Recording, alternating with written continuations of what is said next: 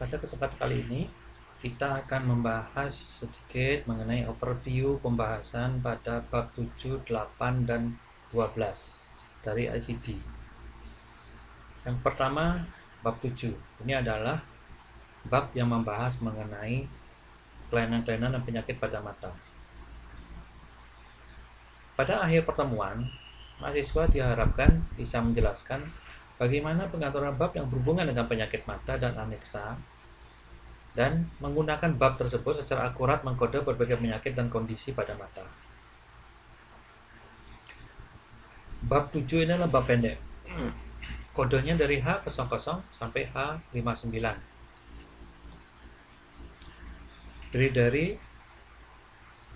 Mulai dari mata, kemudian konjungtiva, masuk ke dalam sklera, lensa, koroid, kemudian ada penyakit khusus yaitu glaukoma, kelainan di dalam, ya, sampai akhirnya pada kelainan-kelainan yang lain.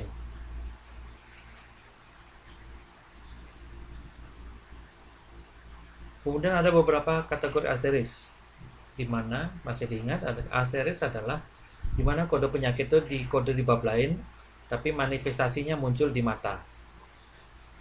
Yang paling sering adalah penyakit infeksi dari bab 1 dan diabetes dari bab 4. Coba kita buka awal dari bab 7 pada daftar tabulasi.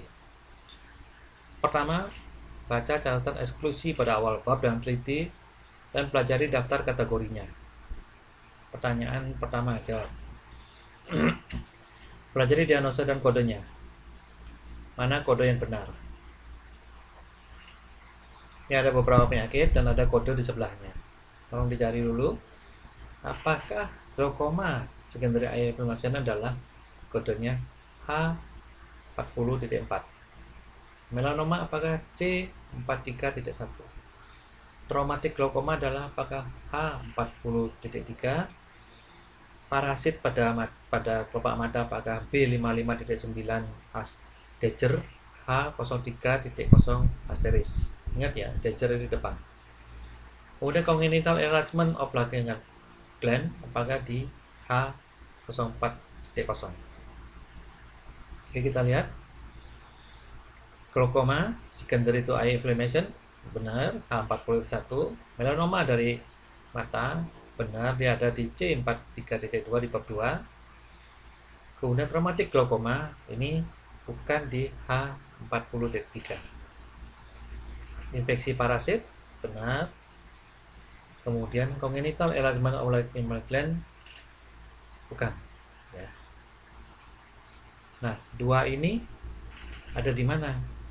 Nah, kita lihat, ya, ini adalah karena luka pada kelahiran, dia ada di P, ya, kelainan pasca melahirkan. Kemudian ini adalah kelainan kongenital. Ingat, kelainan kongenital ada di kodenya huruf depan adalah Ki, ya, untuk gampang ingatnya Ki kongenital. P itu lahir, ya. Kemudian coba kita lihat kode-kode asterik pada daftar blok. Ada beberapa kode asterik yang sering adalah H03 asteris pada kelainan pada eyelid, H06 asteris kelainan pada sisi lacrimal, H13 asteris kelainan pada konjungtiva.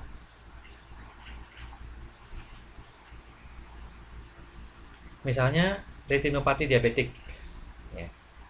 Diabetesnya dikode di bab 4, kelainan endokrin. Itu adalah Dejer. Ingat ya, Dejer itu adalah penyebab.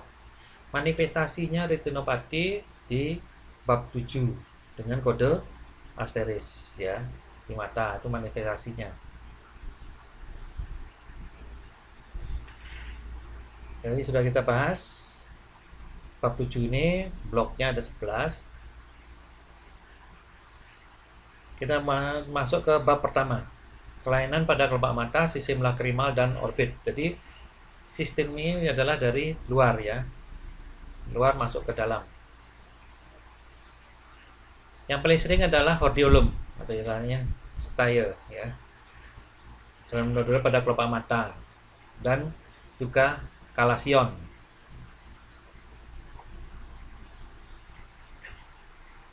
Termasuk juga kelainan-kelainan pada kelenjar lakrima, kelenjar air mata di sini. Pada kelopak mata karena penyakit lain dikodakan di H03 asteris ya. Ingat, ini poin das ini apa artinya? Ya harus dicari digit keempatnya. Misalnya investasi parasit karena leishmaniasis ya. Bab 1 untuk kode Dejernya di asterisnya H03.0. Jadi masalah pada sistem lakrimal ini mempengaruhi kemampuan bola mata produksi air mata ya. Semua dikode di blok ini. Semua kelainan kongenital harus dieksklusi. Blok berikutnya adalah blok untuk disorder dari kelainan-kelainan pada konjungtiva di H10 sampai H13. Jadi H10 sampai H13 berisi kode untuk kelainan pada konjungtiva ya, lapisan transparan menutupi mata. Kita lihat contohnya, ini Ismail. Dia kena karena dia seorang nelayan, terpapar angin, dia kena pterygium. Pterygium ini tumbuh jaringan seperti sayap di arah dari kornea ya, dari dalam dia seperti sayap ke kornea. Nah, coba cari berapa sih kodenya. Ingat, kita masih di bab depan ya. Jadi kodenya adalah H11.0. Kondisi lain di kode ini juga adalah berbagai macam bentuk konjungtivitis ya. Infeksi-infeksi pada mata, pada konjungtiva. Konjungtivitis untuk penyakit infeksi parasit yang di bab 1 kita masukkan asteris adalah H13.1 kode umum ya. Jadi berarti semua kelainan konjungtiva di bab 1 masuknya di H13.1 asteris. Berikutnya blok H15 sampai H22. Kelainan pada sklera, kornea, iris dan badan siliari. Dan coba kita cari apa kode untuk keratokonjungtivitis karena infeksi virus herpes. Silakan buka bukunya.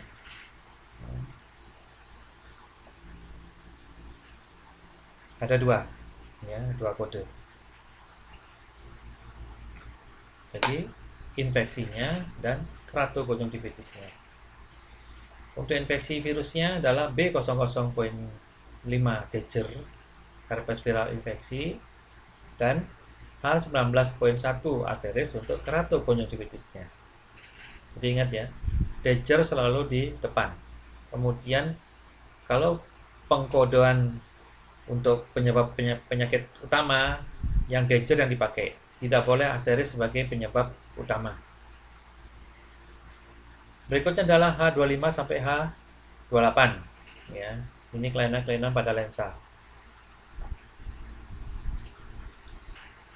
Yang paling sering di sini adalah yang dikode adalah katarak ya. Ini juga asteris karena diabetesnya dikode di bab 4. Tergantung dari kode diabetesnya. Ya, kemudian komplikasinya di manifestasi di matanya adalah H28.0 asteris.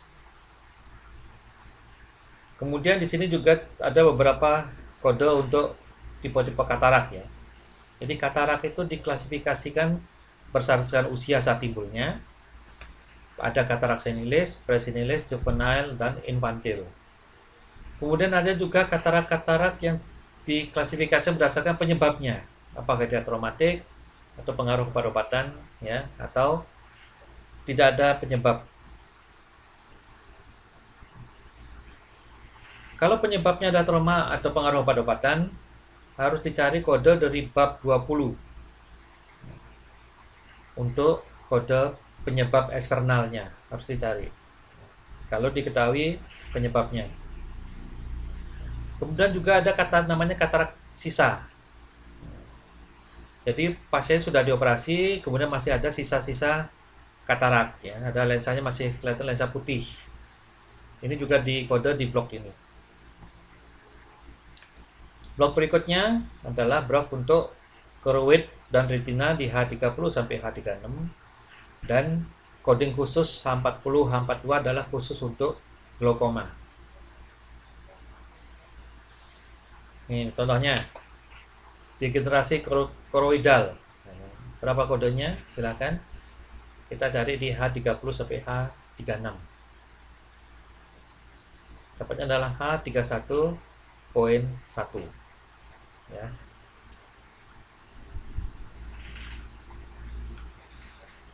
Ini sekarang kita lihat Antonio dipukul tongkat baseball pada matanya. Kemudian tiba-tiba setelah dipukul dia kena penyakit glaukoma pada mata kirinya. Kira-kira kodenya berapa? Bisa dicari. Ya, ini adalah kecelakaan dan glaukoma dari mata kiri. Jadi glaukoma yang timbul karena kecelakaan ya, adalah glaukoma secondary to trauma H40.3.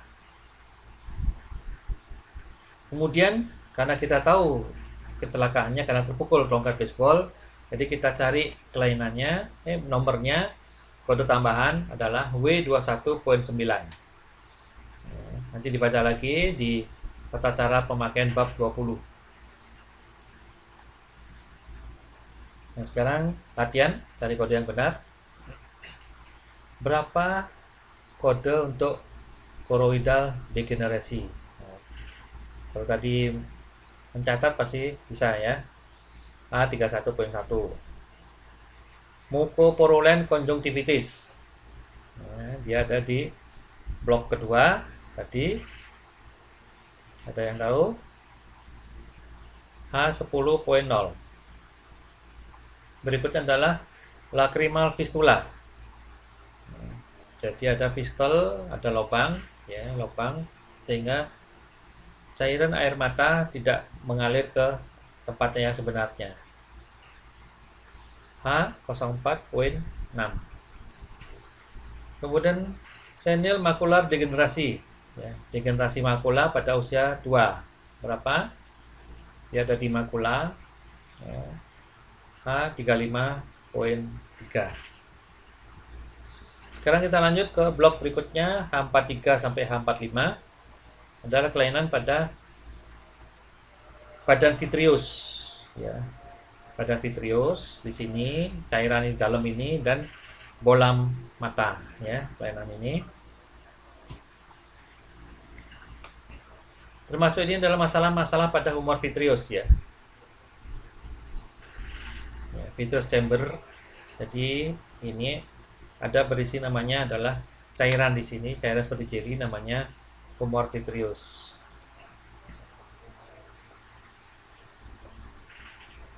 Salah satu penyakit kelainan yang ada di sini adalah misalnya ada benda asing di dalam masuk ke dalam kemudian tertahan di mata. Nah, lukanya sudah luka lama tapi ada benda asing yang masuk ke cairan di dalam mata. Kira-kira nomornya berapa?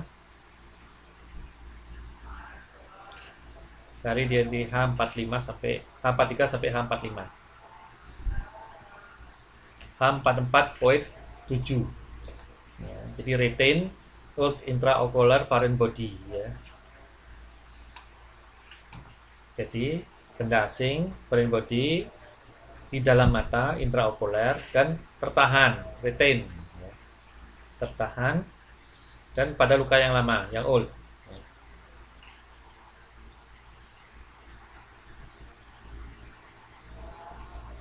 Kemudian khusus ada H45 asteris.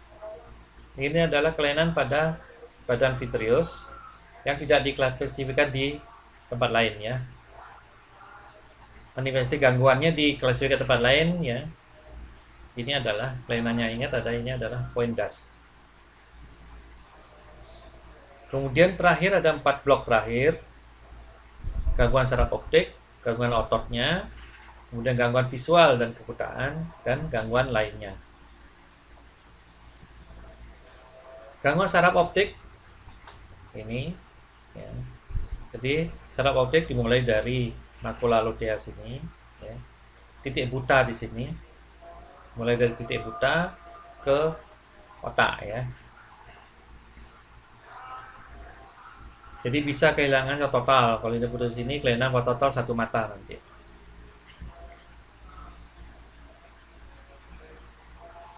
Kalau terjadi kompresi pada saraf optik, misalnya tiba-tiba buta karena kompresi, saraf ini tertekan masuk ke H47.0, ya. Kira-kira penyebabnya.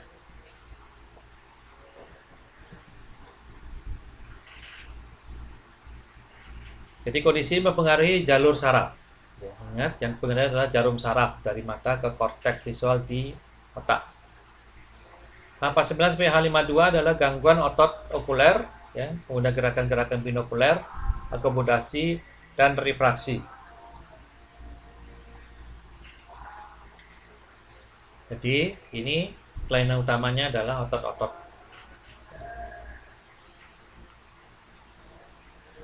Kemampuan mata untuk fokus juga masuk di sini. Contohnya di sini adalah strabismus, miopia, ya, diplopia, astigmatisme, ya. Misalnya esotropia monokuler intermittent. Berapa kira-kira contohnya? Berapa? Ada yang bisa dapat? Esotropia monokuler. Jadi matanya tidak juling intermittent, ya. Nah, ini adalah H50.3 intermittent heterotropia, ya. Nama lainnya. Yang sering juga adalah strabismus, ya. Ini dimana tidak dapat menyelaraskan otot-otot, jadi mata otot-ototnya itu tidak selaras, ya. Harusnya sama-sama narik, yang ini yang luar sama yang dalam narik, ini tidak, sehingga arahnya bisa berbeda. H53 sampai H54 adalah kelainan pada gangguan penglihatan dan juga buta, ya.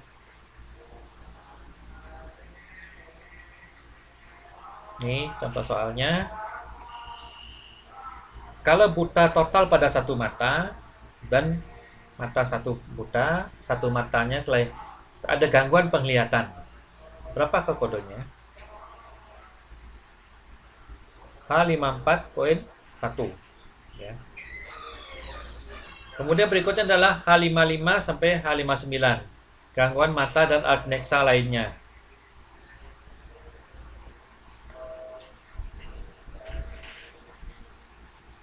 Blok ini termasuk adalah kondisi mata tidak dapat ditetapkan untuk kategori yang lebih spesifik, ya.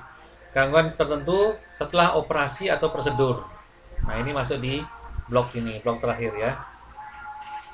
Misalnya adalah keratopati setelah operasi katarak.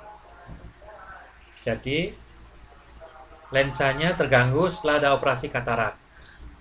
Nah, ini kodenya ke H59.0, ya. Keratopati bulus apakia, ya, setelah operasi katarak. Pernah lihat ini? Ini adalah gambar untuk mengetes penglihatan. Ini biasa kita lihat ada kodenya nanti di sini. Sini ada kodenya berapa kelainannya. Kalau cuma melihat ini dari jarak 6 meter, ini adalah dipakai untuk orang yang buta huruf, ya, tidak tahu. Jadi dia cukup menjelaskan apakah arah ini dengan tangannya, arah kemana ininya, ya, apakah ke atas, ke bawah, ke samping. Nah, dia cukup menjelaskan begitu. Kalau yang huruf E, A, O, P itu adalah untuk yang bisa baca tulis.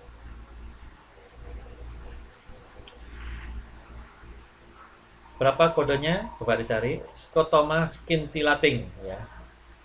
Nah, ini sering timbul pada orang-orang yang gangguan sering terkena migrain.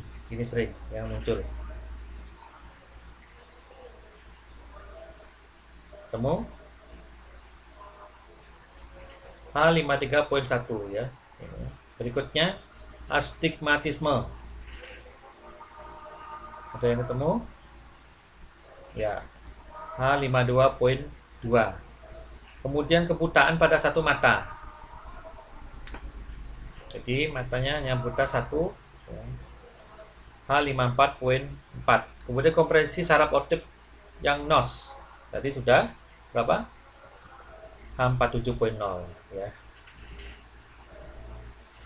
Sekarang kita lihat apa kode glaukoma sudut terbuka primer. Nah, glaukoma itu kode nomornya khusus ya. H40.1. Nah, kita lihat Fred ya. Oh, ini diabetes tipe 2. Kemudian ada retinopati diabetik. Ya, ingat diabetes tipe 2. Nyarinya di bab 4. Kodenya ada 2. Ini berhubungan jadi pakai Dagger dan Asteris. Tuh, 11.3 Dagger dan H36.0 Asteris ya. Ingat ya adalah ada retinopati diabetik ya. Kemudian ada juga nanti ada yang katarak, beda ya. Kemudian ini USA bayi lahir dengan deformasi kongenital pada orbit kiri. Orbit itu bola mata kiri. Kode yang benar berapa? Iya, betul. Jadi kongenital ya. Kongenital dikeluarkan dari, ini adalah penyakit khusus, dikeluarkan dari sistem, dari bab sistem ya.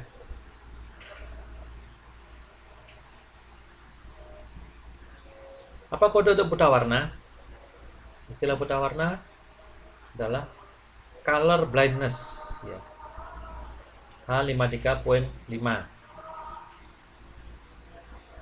Setelah kecelakaan pendakian, secara pendaki, Laura membutuhkan operasi untuk retina yang terlepas sebagian.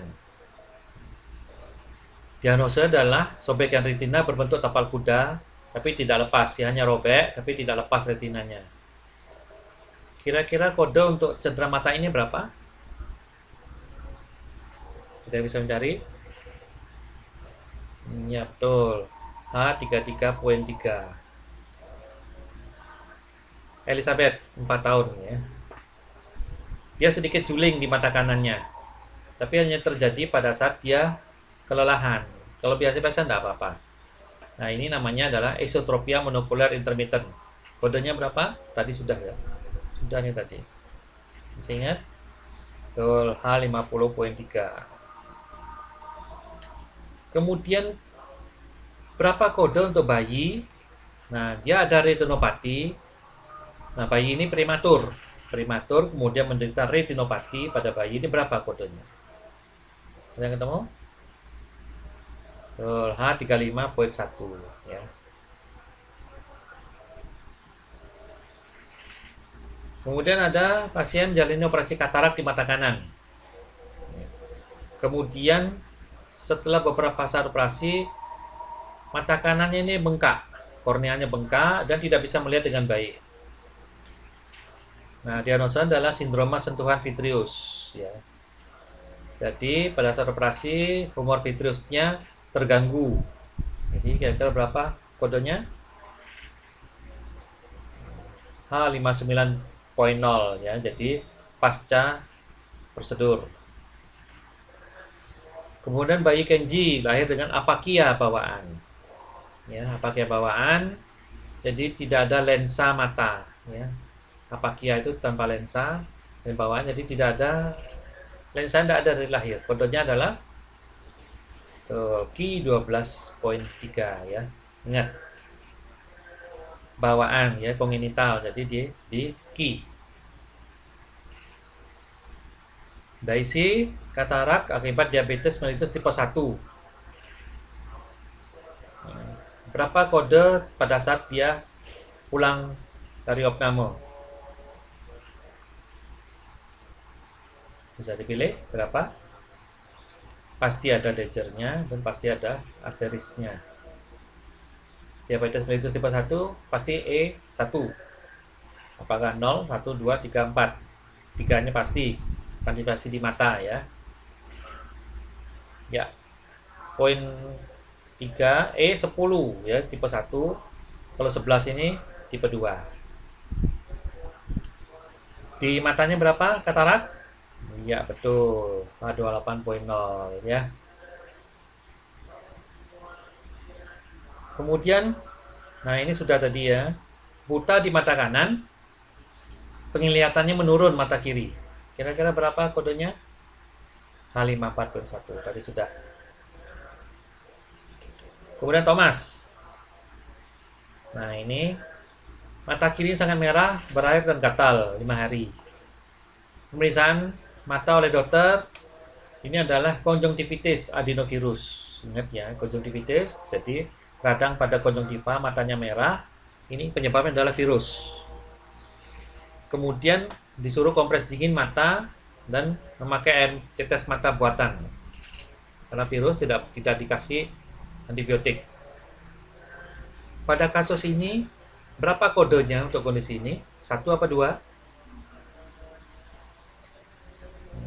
1 apa 2? Ya. 2 ya. Nah, kodenya berapa? Ingat, ini adalah konjungtivitis kan adenovirus ya.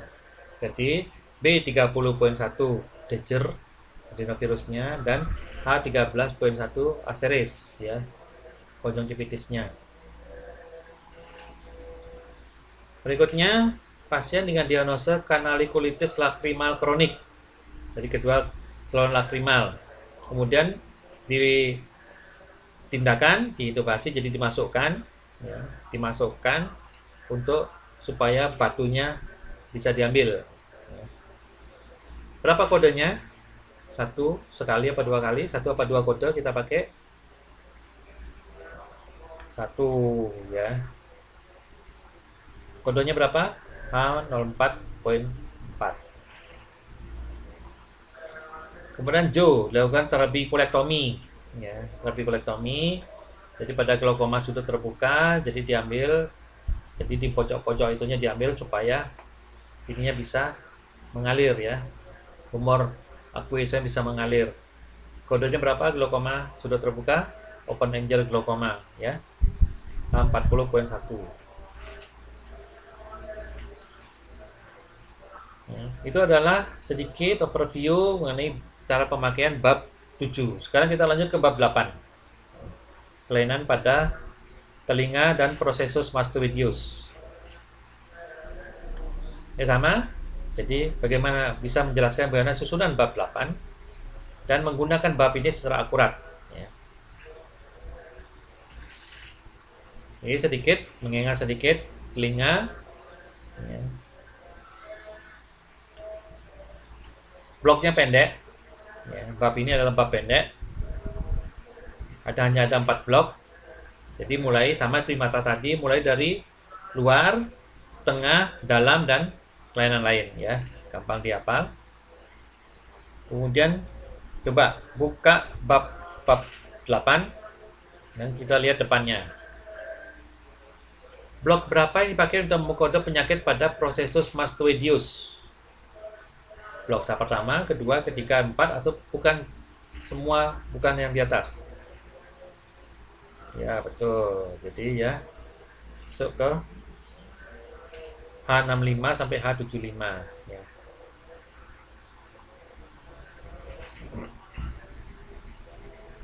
Kemudian jadi masih ingat ini adalah telinga luar, telinga tengah, dan telinga dalam. Telinga luar ke telinga tengah batas adalah membrana timpani, telinga dalam ke telinga tengah batasnya adalah oval window ya, oval window pada sulcus. Kemudian ada ini namanya prosesus mastoidius ya, tulang belakang telinga sini yang menjadi ini adalah otot-otot stylomastoideus ya.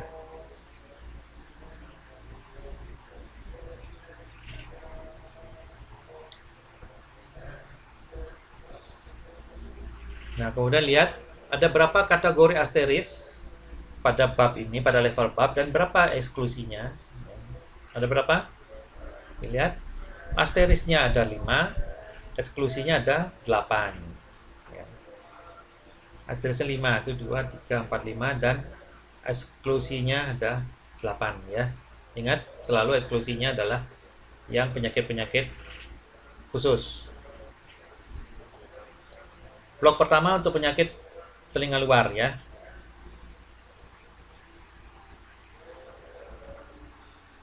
Yang paling sering adalah otitis eksterna primer ya, dan otitis eksterna karena kondisi yang dikodekan di tempat lain di ICD-10. Ada asteris 1 yaitu di H62 asteris. Albert menderita sakit telinga dan kehilangan pendengaran. Ada kolaps liang telinga luar. Jadi liang telinganya kolaps. Kolaps itu tiba-tiba menyempit ya. Cari kodenya. Ada ketemu? Kolaps. Ya, H61.3 acquired stenosis atau collapse of the external ear canal ya. Kategori 62 adalah asteris. Ingat. Ini ingat kalau asteris harus dicari dejernya dulu ya.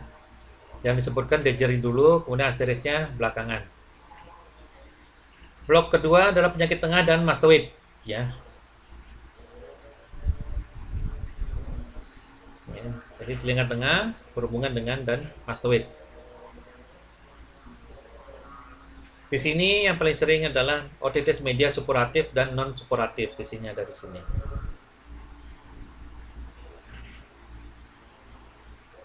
Ya, non supuratif dan supuratif. Supuratif artinya ada nanah ya. Ada 3 karakter asteris. Ya, H67 asteris ya.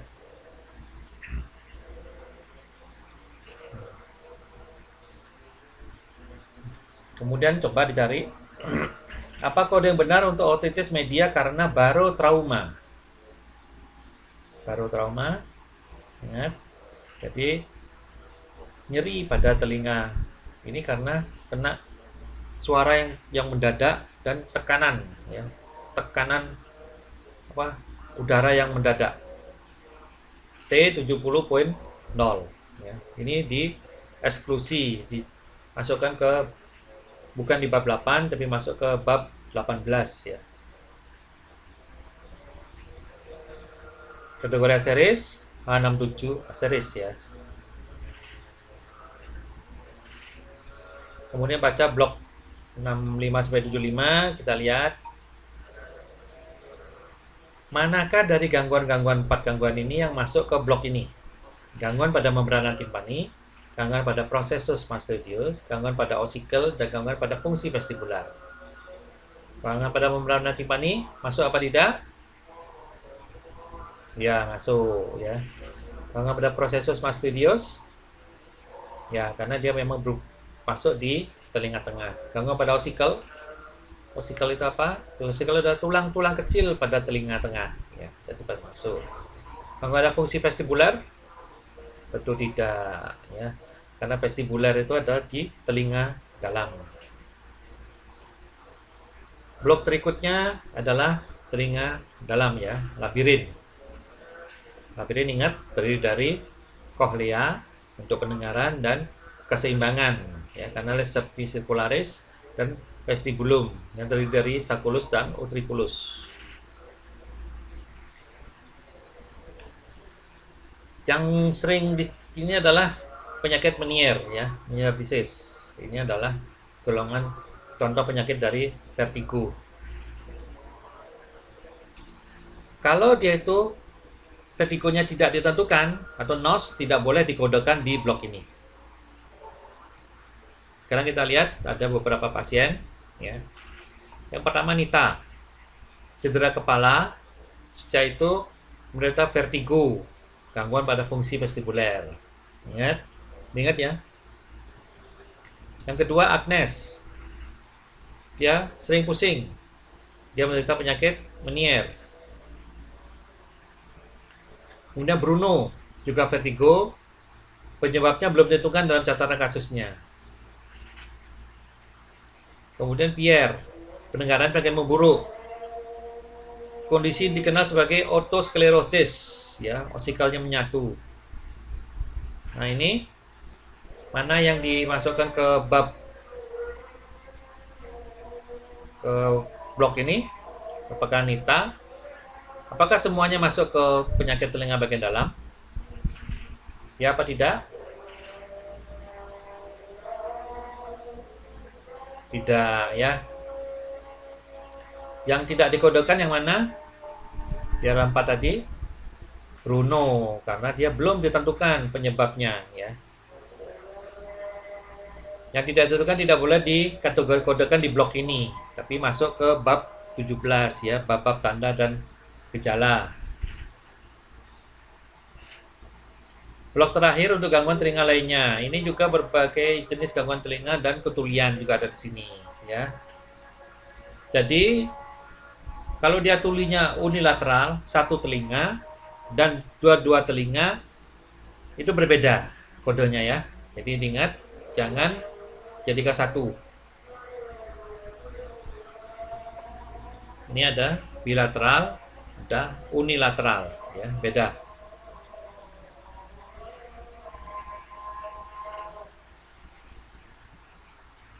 Sekarang kita lihat Mary. Gangguan pendengaran sensori neural di telinga kanan dengan pendengaran normal di telinga kiri. Jadi kanannya adalah sensori neural, kirinya normal. Kodenya berapa? H90.4 ya, unilateral. Kemudian, nah ini, apakah kode telinga bunga kol masuk ke bab 8? Jadi telinganya ini berbentuk seperti bunga kol, kembang kol. Ya, kembang kol, bayangkan kembang kol yang di sayur itu, ini mendungkul-dungkul itu. Apakah masuk ke bab 8? Ya dan tidak? Tidak ya. Kenapa? Ini ada dieksklusi ya. Gangguan non efektif dari PINA dia sudah dieksklusi soalnya ya. Coba cari selulitis dari saluran pendengaran eksternal. Jadi selulitis jadi kelainan pada telinga ya. Jadi ini bengkak. Salurannya ini bengkak, kulitnya. Kira-kira berapa kodenya? Ya. Dengan eksternal dia pasti di blok pertama ya. H60.1. Nah, dari penyakit-penyakit ini manakah yang masuk di kode H65.3? Apakah glue ear, penyakit adisi telinga tengah, otitis media kronis kretorik, atau otitis media serosa akut? Mana yang masuk? Blue ear? Masuk? Ya. Penyakit adisi telinga tengah? Tidak masuk. Ya.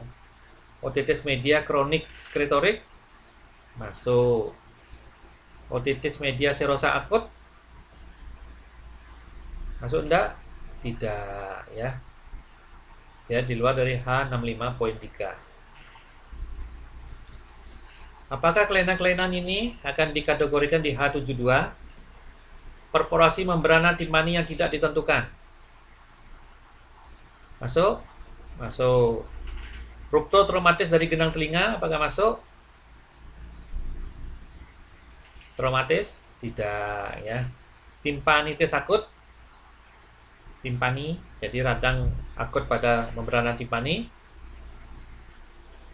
Tidak masuk. Perforasi post-inflamasi dari genang telinga? Apakah masuk? Ya. H72 dilihat ya.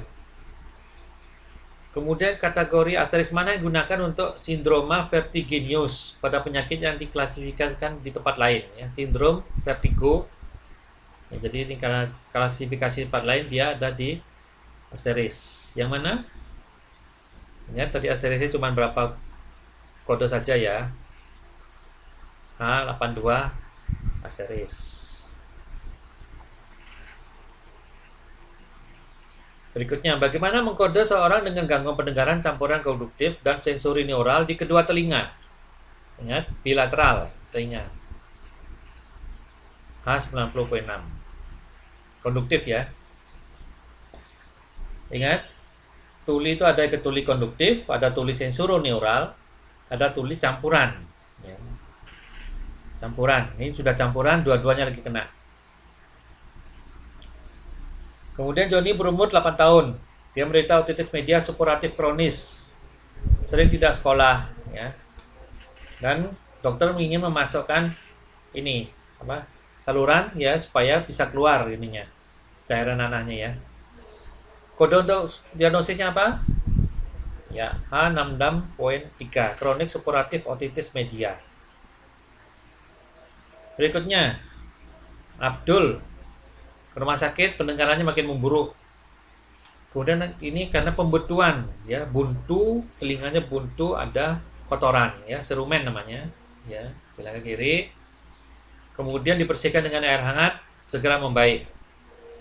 Bagaimana mengkode pembunuhan serumen pada Abdul? Serumen yang membuntu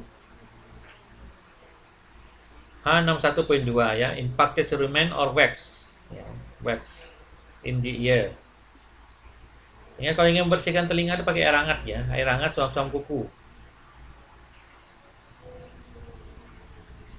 Ini Bobby.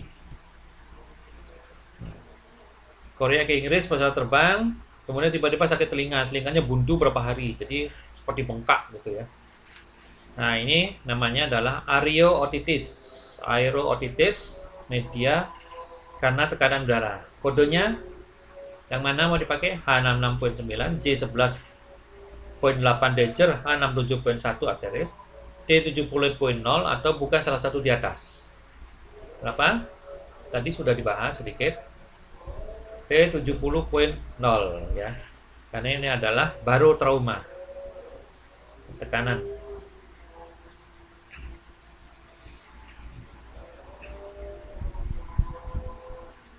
Kemudian karena demam dan sakit di telinga kanan.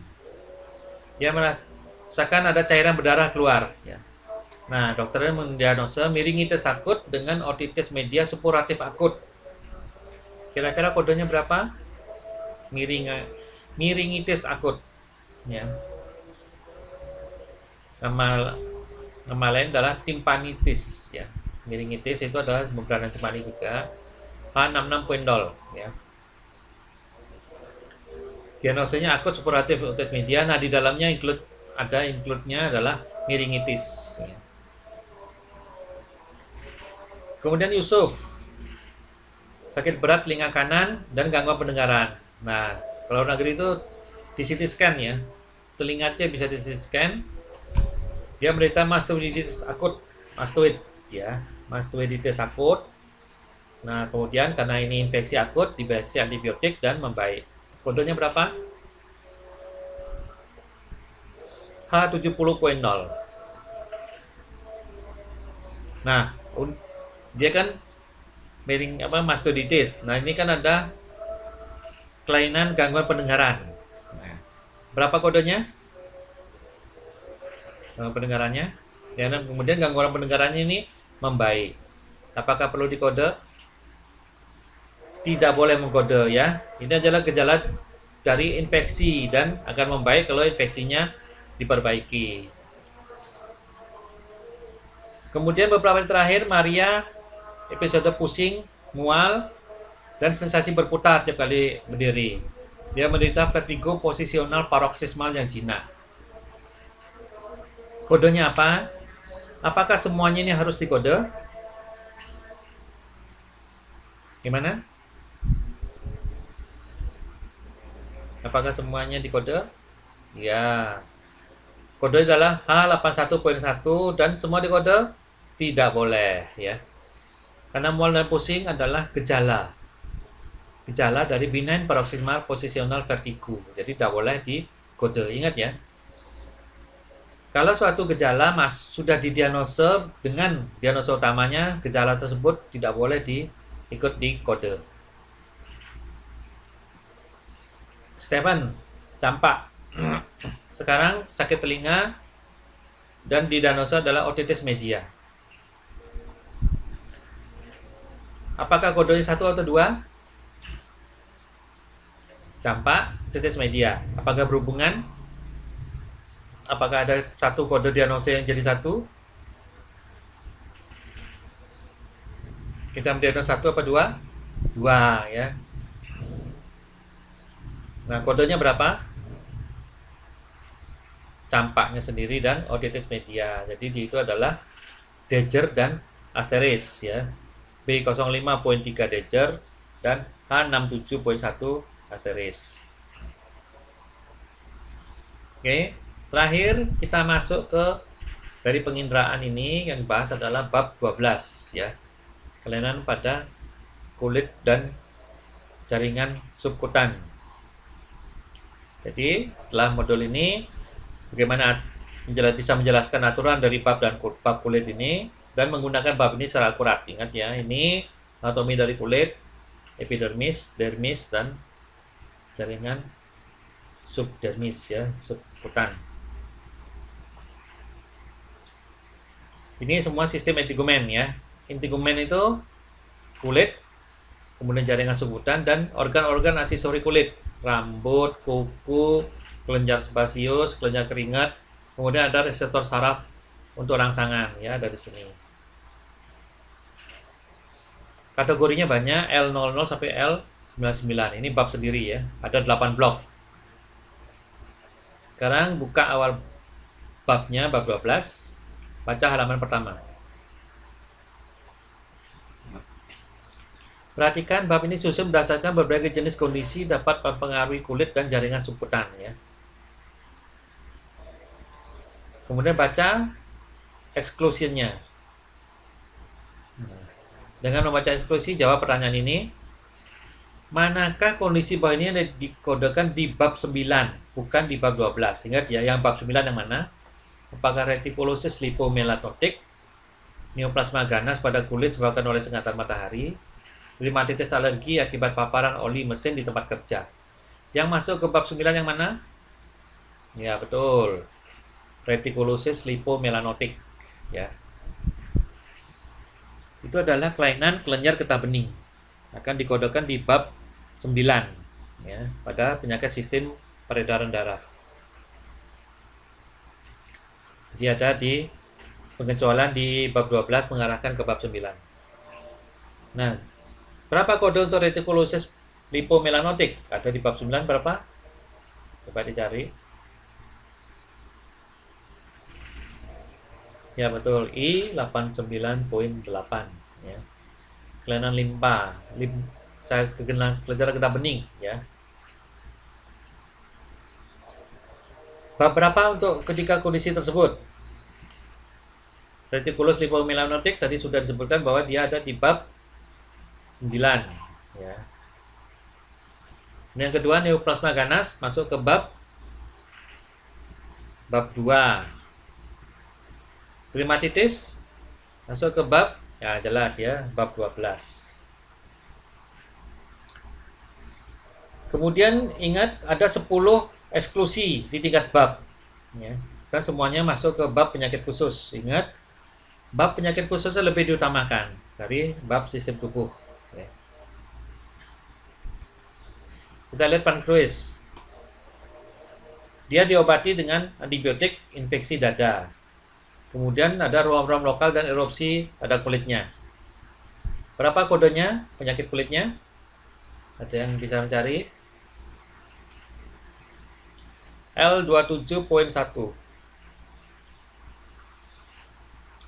L27 untuk kulit. Nah, sekarang kita kan tahu bahwa dia itu adalah kena akibat antibiotik. Nah, kode tambahannya kalau itu kode tambahan diambil dari bab berapa? Bab 10, 19, 20 atau 21? Betul, bab 20 ya. External cause. Ingat L27.1.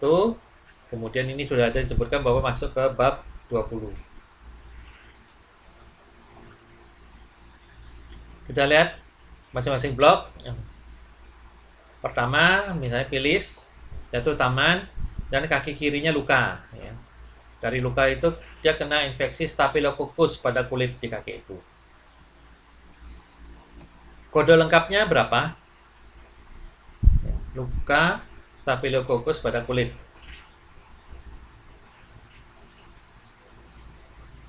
L08.9 ya. Luka pada kaki, pada kakinya itu kulit kakinya. Kemudian pada awal L06 sampai 08 ada. Kalau penyebab infeksi diketahui, harus dicari penyebabnya ya. Jika diketahui. Jadi ini sudah diketahui bahwa ini adalah Staphylococcus. Jadi yang dicari adalah B95.8. Itu untuk penyebab infeksi Staphylococcus. Blok berikutnya adalah untuk gangguan-gangguan bulosa ya. Gangguan-gangguan yang menyebabkan tanda dengan melepuh atau bulas seperti orang kena air panas ya. Ingat ini ada exclude di tingkat blok. Jadi eksklusi itu bisa tingkat bab, bisa tingkat blok maupun bisa tingkat kode ya. Ada ya, ingat ini familial key ini yang L ya. Meskipun dia melepuh tapi diagnosanya khusus. Contohnya dari sini adalah pemphigus vulgaris ya. Autoimun yang luka mulai di mulut sampai akhirnya masuk ke seluruh tubuh ya, melepuh. Kodenya berapa? Ya, L10.0 ya. Kemudian kita masuk blok kedua, blok selanjutnya adalah L20 sampai L30 ya, blok 3. Ini adalah dermatitis dan eksim. Di sini di ICD disebutkan bahwa dermatitis dan eksim itu adalah hal yang sama. Hal yang sama dan bisa dipakai dan bergantian ya, jadi artinya sama. Baca bloknya sebentar, jawab pertanyaannya. Haruskah dermatitis alergi karena sinar matahari? Diberi kode di blok ini. Jadi ada orang-orang yang kena sinar matahari itu gatal-gatal ya. Apakah masuk ke sini dia? Ya apa tidak? Tidak ya. Ada pengecualian di awal blok. Kalau radiasi pada kulit dan seputan tidak boleh dimasukkan ya. Matahari itu adalah bentuk radiasi sehingga dia dikeluarkan. Dia masuk di blok L5559 ya, blok radiasi. Coba cari kondisi ini. Berapa kodenya? Kista pilonidal tanpa abses. Ya, dari 3 blok tadi cari. Ya betul, L05.9. Kemudian yang kedua, keratosis follicularis congenital. Betul. Ya, congenital pasti di key. Impetigo, ini sering pada anak-anak ya. Dan anak jadi banyak ininya apa namanya? Dan folikel-folikelnya seluruh tubuh. L01.0. Kemudian limfadenitis akut pada tubuh. Limfadenitis ya. Kelainan pada saluran limpa. L04.1. Penyakit Duhring ini gampang. Kalau nyari yang sudah ada namanya ini gampang. Kita tinggal cari Duhring, dia akan muncul. L13.0. Masuk ke blok berikutnya adalah penyakit-penyakit yang ditandai oleh papula ya. Papula dan yang squamous ya. Papula itu nama jerawat, squamous itu bersisik. Misalnya adalah penyakitnya adalah yang paling umum adalah psoriasis ya.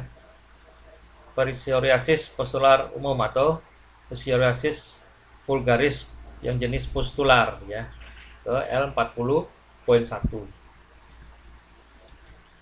Berikutnya adalah eritema dan urtikaria ya. Urtikaria dan eritema L40 sampai L554. Sini tandanya adalah kulitnya merah ya, merah dan kadang-kadang nyeri. Urtikaria itu ya. Urtikaria alergi. Ingat, perhatikan 2 pengecualian di awal blok, ada eksklusinya. Hati-hati. Alergi nomornya L50.0. Berikutnya adalah untuk kelainan-kelainan karena radiasi ya. Tadi sebutkan dari matahari. Ini dikelompokkan menurut jenis radiasinya. Ya, tadi dermatitis alergi paparan matahari ya, masuk di blok L55, 59. Ke kode berapa? Yaitu L57.8. Kemudian kita lihat blok L560 sampai L75. Ini blok untuk pendekat penyakit pada aksesoris ya, pada kuku, rambut, folikel rambut, kelenjar sebaceus dan kelenjar keringat. Ini misalnya Tony, dia cedera serius di kepalanya, kemudian setelah itu umurnya baru 28 tahun, rambutnya berubah ya, langsung berubah jadi putih, dan di tempat lukanya itu rambutnya itu rontok, tidak ada rambut sama sekali. Apa kodenya? Jadi rambutnya berubah belum waktunya dan rambutnya rontok di area lukanya ya. Berapa yang ketemu? Ya betul, L67.1 ya. Kanitis ya, rambut berubah prematur. Kemudian L65.9 ya, alopecia, rambutnya rontok itu alopecia. Kemudian blok terakhir adalah gangguan lain pada kulit dan jaringan ikat. Ini ada 19 kategori ya blok ini. Jadi L80 sampai L99 ada 19. Mulai dari gangguan pigmentasi, kemudian ada atrofi dan hipertrofi, gangguan ada ulcerasi, dan gangguan pada vaskularisasi, kelainan jaringan yang ikat yang terlokalisir ya, jaringan ikat yang terlokalisir ya. Kalau dia sistemik tidak masuk di sini. Kemudian penyakit lain. Sekarang cari kode-kode masing-masing pernyataan ini. Leo, menderita vitiligo di wajah dan leher. Pigmennya hilang. Berapa kodenya vitiligo? Orang yang putih-putih kulitnya ya, percak-percak putih-putih. L80. Good. Kemudian Becky, 15 tahun, dirawat karena acne vulgaris. Acne vulgaris tahu? Jerawat ya, jerawat biasa itu acne vulgaris. Kalau terlalu banyak, ini kadang-kadang harus diopname ini. L70.0. Kemudian Net pergi berlayar dan lupa pakai tabir surya. Kena setengah matahari tingkat 2 di wajah, leher dan lengan. Ya, jadi luka bakar derajat 2 di leher, wajah dan lengan. L55.1. Kemudian Hana, 3 tahun, jatuh ke dalam tumbuhan poison ivy. Ini harus dirawat karena kasus dermatitis kontak yang berat. Berapa kodenya? L24.7.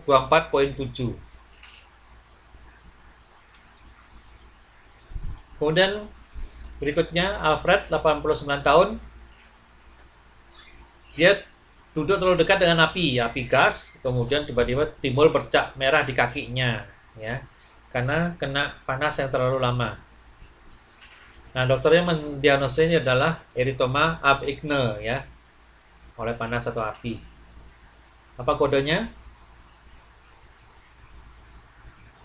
Ya betul, L59.0 ya, erythema ab acne, kena api. Kemudian granuloma aktinik, ya, suatu kulit terpapar sinar matahari, jadi erupsi berbentuk cincin. Kira-kira berapa kodenya? Betul, ya, berapa? L57.5 ya, matahari. Kemudian Kanoa, menderita psoriasis atropati remaja, ya, atropati. Jadi psoriasis yang pada sendi, ya. Jadi menyebabkan artritis. Kodenya berapa? Ya, ini gampang. Dia pasti Dejer sama Asteris. Ya, ini adalah kode untuk artritisnya. Di sini adalah kode untuk psoriasisnya. Berapa? L40.5 Dejer sama M09.0 Asteris. Ya. Mari. Ya, menderita lupus erythematosus discoid. Ya. Pakai kodenya hati-hati, kalau lupus ini ada namanya lupus erythematosus discoid, kemudian juga ada lupus erythematosus sistemik, ya. Kodenya berapa? L93.0. Tapi kalau dia lupus erythematosus sistemik lupus erythematosus atau singkat SLE itu ada di bab 13 ya. Dia penyakit jaringan ikat sistemik. Seorang anak laki-laki berusia 10 tahun terjangkit penyakit kulit molluscum contagiosum yang menular. Menyebabkan benjolan merah pada kaki. Kodenya berapa? L atau B atau D.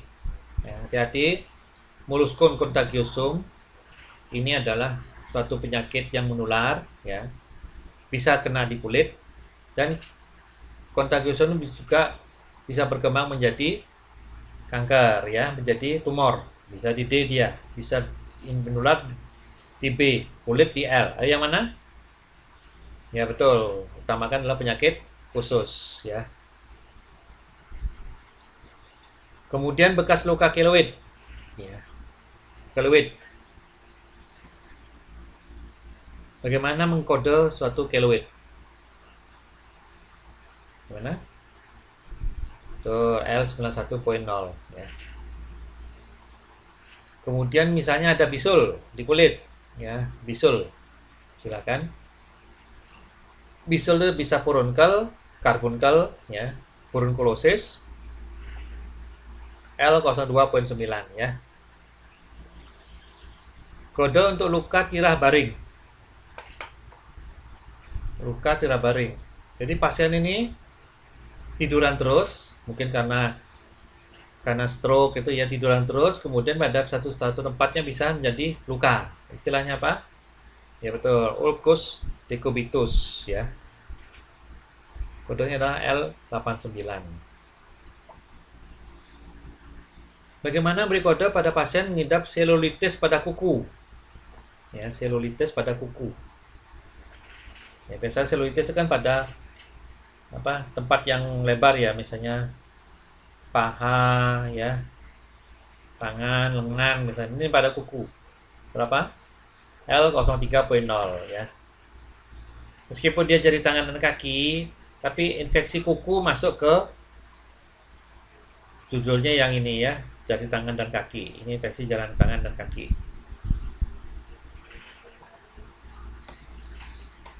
Kode yang untuk pasien dengan lichen amyloidosis pada kulit, ya, lichen amyloidosis pada kulit.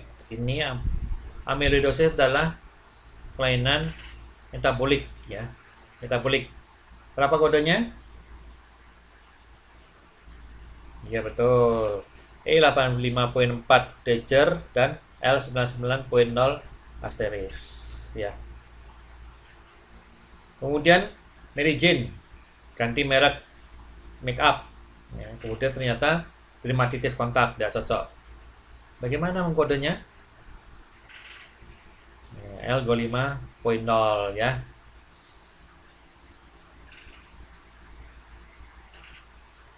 L25 itu dibagi berdasarkan penyebab dermatitis. Ini adalah kosmetik. Sandra dirawat karena kuku jari kakinya tumbuh ke dalam. Kemudian ada infeksi Staphylococcus tumbuh ke dalam. Istilah ini adalah ingrowing nail, ya, ingrowing nail. Kalau bahasa Jawanya adalah cantengan. Dipotong, kukunya dipotong, biasanya sedikit diambil, ya, diambil pinggirannya. Nah, kemudian berisian dipetik. Kodenya berapa? L60.0, ya. Nah, apakah cukup satu? Tidak, karena ini ada infeksi Staphylococcus sudah jelas penyebabnya. Jadi diagnosa adalah tadi depan sudah kita bahas mengenai penyakit karena Staphylococcus B95.8. Oke, sekian dulu dari materi untuk bab 7, 8, sama 12, ya. Nanti kalau ada pertanyaan kita bisa bahas nanti. Silahkan mengajukan pertanyaan lewat ini, ya. Terima kasih atas perhatiannya. Selamat belajar.